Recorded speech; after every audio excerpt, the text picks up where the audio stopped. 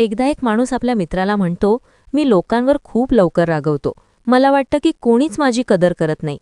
त्याचा मित्र फक्त हसतो आणि म्हणतो, कदाचित तू अजून कदर करण्यासारखं काही दिलंच नाहीस. अनेक वेळा आपल्याला वाटतं की लोक आपल्याला इग्नोर करतात, आपलं ऐकत नाहीत किंवा आपल्याला हवी तशी रिस्पेक्ट देत नाहीत. पण कधी तुम्ही विचार केलाय का की कदाचित आपणच असा माणूस बनलो नाही ज्याच्याशी लोक नैसर्गिकरित्या जोडले जावं असं वाटेल? खरं म्हणजे लोक आपल्याशी तसं वागतात जसं त्यांना वाटतं, ना की जसं आपण स्वतःला योग्य समजतो. तुम्ही एखाद्या व्यक्तीला किती ओळखता यापेक्षा महत्त्वाचं म्हणजे तुम्ही त्यांना कसं फील करून देता. आणि the art of dealing with people ही पुस्तक आपल्याला हेच शिकवते.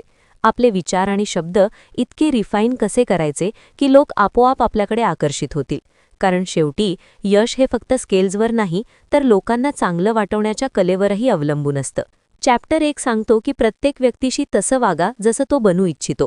एखाद्या व्यक्तीला भेटल्यावर जर तो फक्त हलकंसं स्मित देतो, कोणतीही ऊब किंवा उत्सुकता दाखवत नाही, तर आपल्याला तिथून निघून जावंसं वाटतं.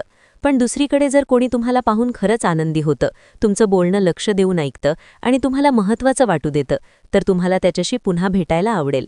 हाच फरक असतो लोकांना जोडणाऱ्या आणि तोडणाऱ्या व्यक्तीत. लेस गिबलिन सांगतात की लोकांशी जोडण्यासाठी कुठली खास टेक्निक लागत नाही. फक्त हे समजायला हवं की प्रत्येक व्यक्तीला महत्त्व मिळावं, त्याला ऐकलं जावं आणि त्याची प्रशंसा व्हावी असं वाटतं. पण बहुतेक लोक फक्त स्वतःबद्दल बोलतात आणि ऐकतातही फक्त उत्तर देण्यासाठी, समजून घेण्यासाठी नाही.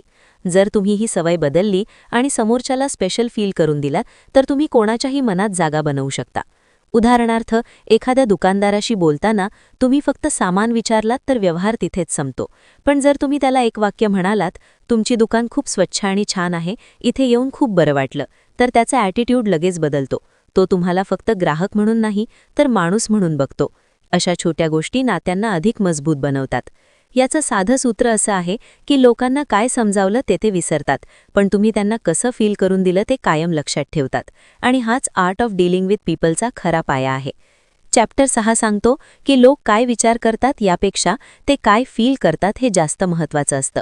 लेस गिबलिन म्हणतात, लोक तुमचे शब्द विसरू शकतात, पण तुम्ही त्यांना कसं वाटवलं हे ते कधीच विसरत नाहीत. तुम्ही एखादी गोष्ट किती परफेक्ट सांगितली यापेक्षा ती ऐकून समोरच्या व्यक्तीला कसं वाटलं हे जास्त महत्त्वाचं आहे.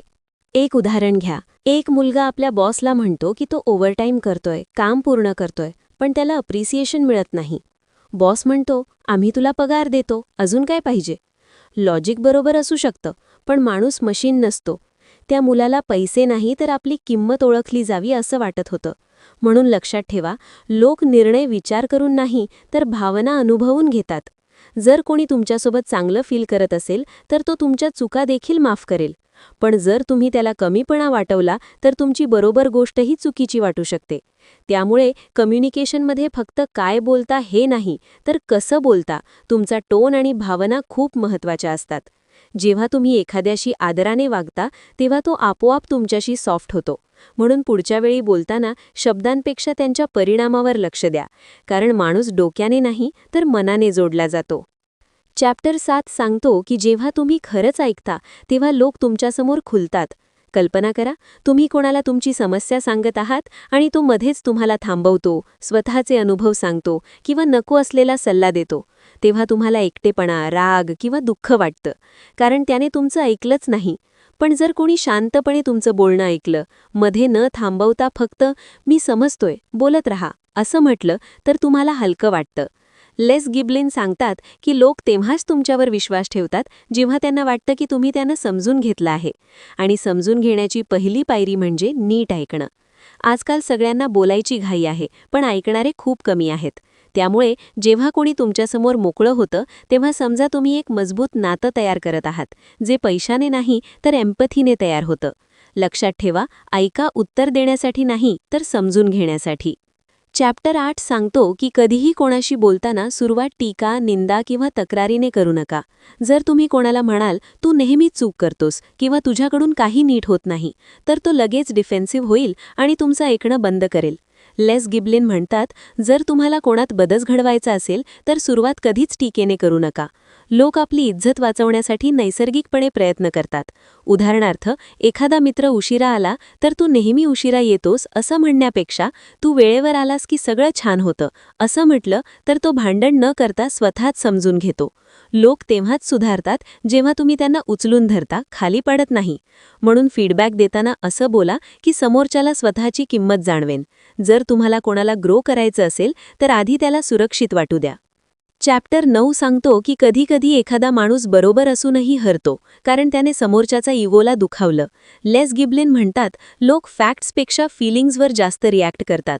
जर तुम्ही कोणाला लोकांसमोर एम्बॅरेस केलं किंवा त्याला कमीपणा वाटवला तर तो तुमची बरोबर गोष्टही ऐकणार नाही. उदाहरणार्थ, तुझी ही रिपोर्ट चुकीची आहे असं म्हणण्यापेक्षा आपण हे आणखी चांगलं करू शकतो असं म्हटलं तर समोरच्या हर्ट होत नाही. कधीकधी बरोबर असणं महत्त्वाचं नसतं, तर बरोबर पद्धतीने बोलणं महत्त्वाचं असतं. जेव्हा तुम्ही एखाद्याची इगो जपता तेव्हा तो तुमच्याशी सहकार्य करतो, स्पर्धा नाही. माणसांशी वागणं हे लॉजिकचं नाही तर भावनांचं काम आहे. चॅप्टर 10 सांगतो की काही लोक तुमचं ऐकायलाच तयार नसतात. जर तुम्ही त्यांना थेट चुकीचं ठरवलं तर ते लगेच डिफेन्सिव्ह होतात. म्हणून थेट विरोध करण्याऐवजी आधी त्यांच्या भावना समजून घ्या. उदाहरणार्थ, तू चुकीचा आहेस असं म्हणण्याऐवजी मला समजतंय तुला असं का वाटतं असं म्हटलं तर संभाषण पुढे जातं. लोकांना शांत करण्यापेक्षा त्यांना विचार करायला लावणं जास्त प्रभावी असतं. आधी त्यांना पूर्ण बोलू द्या, मग त्यांच्या बोलण्याला मान्यता द्या आणि नंतर तुमचा मुद्दा मांडा. लोकांना असं वाटलं पाहिजे की त्यांना समजलं गेलं आहे, तेव्हाच ते तुमचं ऐकतात. ऐकण्याची कला बोलण्यापेक्षा जास्त शक्तिशाली असते. चॅप्टर 11 सांगतो की लोकांना असं वाटू द्या की ते जिंकतायत. प्रत्येक माणसाला स्वतःला काबिल आणि यशस्वी वाटावं असं वाटतं. जर तुम्ही एखाद्याच्या मेहनतीची दखल नाही घेतली तर त्याला वाटतं की तो फक्त एक साधन आहे. पण जर तुम्ही म्हणाल, तुझ्यामुळे हे शक्य झालं, तर त्याची ऊर्जा बदलते. तो फक्त काम करत नाही तर मनापासून काम करतो. म्हणून छोट्या छोट्या यशाचंही कौतुक करा. जेव्हा तुम्ही लोकांना जिंकण्याची भावना देता तेव्हा ते तुमच्याशी. उदाहरणार्थ, जर एखादा ज्युनियर तुमच्या सांगण्यावरून मेहनत करत असेल आणि तुम्ही फक्त एक वाक्य म्हटलात, तुझ्याशिवाय हे शक्यच नव्हतं, तर त्याची संपूर्ण ऊर्जा बदलते. तो फक्त काम करत नाही तर जबाबदारीने म्हणजे ओनरशिपने काम करू लागतो. लेस गिबलिन म्हणतात की लोक त्या वातावरणात अधिक चांगलं काम करतात जिथे त्यांना वाटतं की त्यांना महत्त्व दिलं जातं आणि ते प्रगती करत आहेत. म्हणून प्रत्येक छोट्या यशालाही ओळखायला शिका. जेव्हा तुम्ही कोणाला जिंकण्याची भावना देता तेव्हा तो फक्त तुमच्याशी जोडला जात नाही तर स्वतःला अधिक चांगलं बनवण्याचा प्रयत्नही करतो. हाच लोकांना सोबत घेऊन चालण्याचा खरा मार्ग आहे. चॅप्टर 12. इतरांच्या टीकेमुळे स्वतःला कमी समजू नका. जेव्हा कोणी तुमची टीका करतो तेव्हा सर्वात आधी तुमची मनःशांती ढासळते.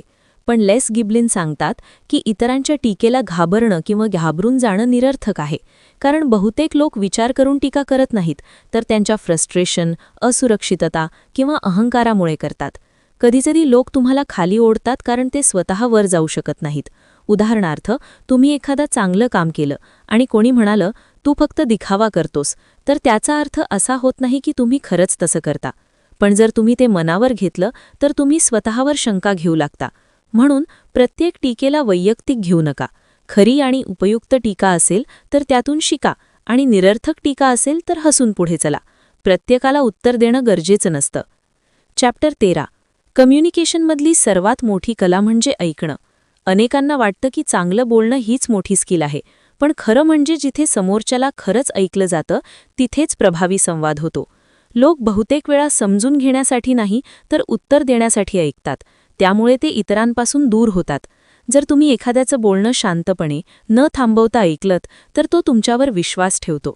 ऐकणं ही पॅसिव्ह गोष्ट नाही, ती एक ॲक्टिव्ह प्रयत्न आहे जिथे तुम्ही तुमचा इगो बाजूला ठेवून समोरच्याच्या जगात प्रवेश करता. त्यामुळे आधी ऐका, मग बोला. चॅप्टर 14.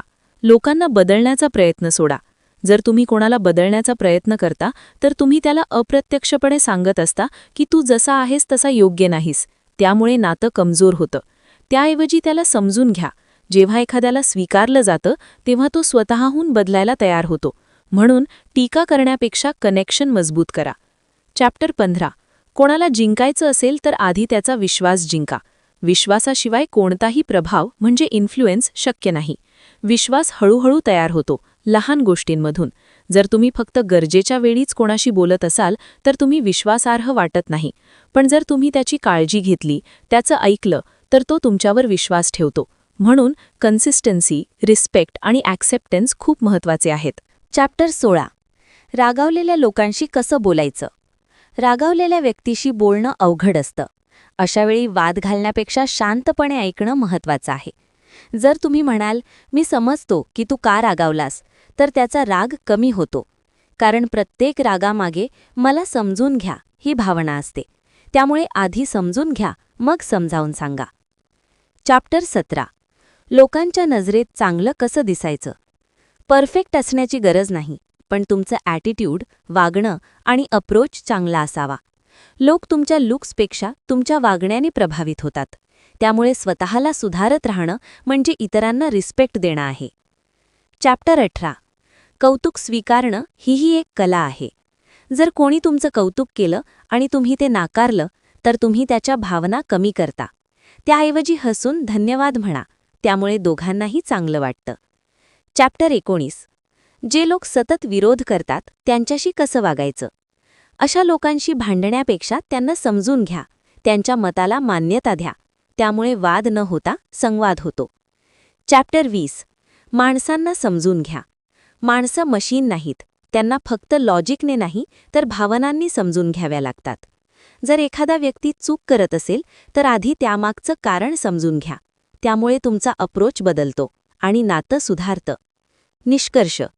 जो मनापासून जोडतो तोच मन जिंकतो. ही फक्त टेक्निकची पुस्तकं नाहीत, तर एक साधी शिकवण आहे. लोकांना समजून घ्या, त्यांना महत्त्व द्या आणि त्यांना स्पेशल वाटू द्या. कारण शेवटी लोक तुमचे शब्द विसरतात, पण तुम्ही त्यांना कसं वाटवलं हे कधीच विसरत नाहीत. त्यामुळे प्रत्येकाला स्पेशल फील करून द्या. मग तुम्हाला लोक नेहमी लक्षात ठेवतील.